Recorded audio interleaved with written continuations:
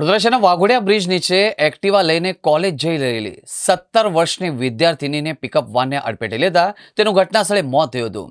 અકસ્માત બાદ પિકઅપ વાનનો ચાલક ઘટનાસ્થળેથી ભાગી ગયો હતો. આ અંગેની જાણ થતાં જ કપૂરાએ પોલીસ ઘટનાસ્થળે દોડી ગઈ હતી.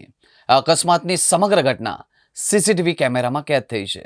પારુલ યુનિવર્સિટીમાં કોમ્પ્યુટર એન્જિનિયરિંગમાં બીજા વર્ષમાં અભ્યાસ કરતી 17 વર્ષીય વિદ્યાર્થિની મૈત્રી શાહ આજે સવારે ઘરેથી કોલેજ જવા નીકળી હતી.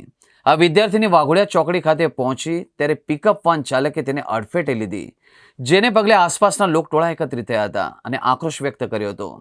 વાઘોડિયા બ્રિજની નીચે ટ્રાફિક જામ થઈ ગયો હતો. ત્યારબાદ પોલીસે વિદ્યાર્થીનીના મૃતદેહને પોસ્ટમોર્ટમ અર્થે સયાજી હોસ્પિટલ મોકલી આપ્યો હતો. વિદ્યાર્થીનીના પરિવારજનો પણ સયાજી હોસ્પિટલ પહોંચ્યા હતા અને આક્રંદ કર્યું હતું. પરિવારજનોએ તેમની દીકરીના ચક્ષુઓનું દાન કરવાનો નિર્ણય કર્યો હતો.